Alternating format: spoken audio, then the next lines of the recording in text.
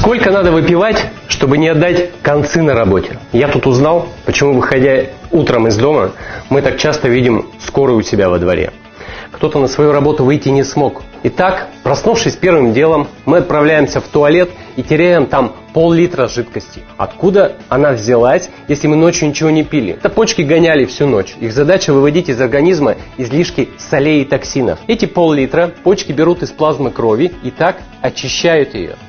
При этом наша кровь становится на пол-литра густее. Разберемся. Кровь состоит из плазмы и кровяных телец. Если плазмы становится меньше, кровь сгущается и кровяные тельца слипаются, образуя тромб. От того, что этот тромб заткнет, зависит судьба человека. Вот почему самое большое количество инсультов с 5 до 8 утра. Вот откуда скорая у подъезда. И вот откуда расхожий совет выпивать с утра 2 стакана чистой воды. Мне нравится бутылочка. Из нее удобнее пить, если встаешь ночью. Она стоит у кровати, и как только нога касается пола, бутылка должна коснуться губ. Надо скорее восстановить потерю жидкости. А еще лучше, если вода теплая. Казалось, почему? Потому что она не всасывается в кровь, пока не приобретет температуру тела. А 40-градусная вода почти сразу окажется в вене. Современные электрические чайники позволяют подогревать воду до любой температуры. И даже делают это по будильнику. Не нравится бутылка? Найди себе такой чайник и поставь его в спальне. Будет вам и теплая вода, и счастье. Но вернемся к почкам. В нашем теле постоянно творятся темные делишки. Ему очень нужна уборка. Мы каждый день съедаем кучу продуктов, нашпигованных солями и токсинами. Пищевая промышленность делает все, чтобы быстрее вырастить, дольше хранить и сделать невкусное вкусным. За последние 5 лет количество токсинов продуктов выросло в 10 раз. Мы с каждым годом поглощаем все больше и больше этой гадости.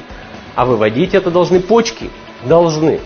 Но если мы не пьем достаточного количества чистой воды, все эти соли откладываются в костях, как в могильнике. А если к этому добавить еще токсины, которые образуются от переработки белка и жиров в нашем организме, то получаем тотальный токсикоз. Причина проста. Нехватка чистой воды для приборки. Получаем на выходе все признаки токсикоза. Апатию, вялость и, как ни странно, тягу на сладкое. Ну и, конечно, последствия. Выхлоп, потливость, болезни суставов, кариес и даже защитное бесплодие у женщин. Вы не ослышались. Организм, постоянно находясь в пищевом токсикозе, даже подумать боится, что нагрянет еще и токсикоз при беременности. Он с этим может не справиться и посему втыкают все возможные палки в колеса, препятствуя зачатию. От спаек до снижения либидо. Сколько же надо выпивать в день, чтобы убраться? Все слышали про 1,5 литра, но никто не знает почему. Рисуем. 7% нашего тела это кровь.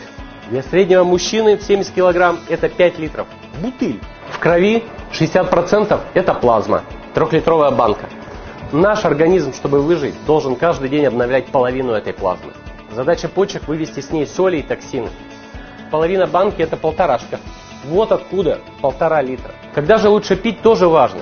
Для влажной уборки не годятся растворы, соки, супы и чаи. После них самих нужно прибираться. Вы же не делаете влажную уборку, окуная тряпку в соки, только в воду. А если мы поели и запили еду водой, во что превратится вода в желудке? В суп, в раствор. Значит, пить надо на голодный желудок.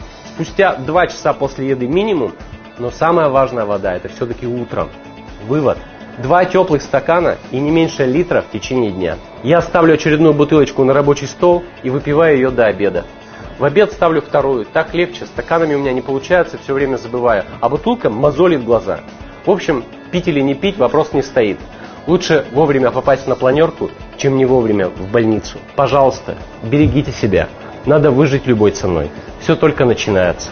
Ваше здоровье.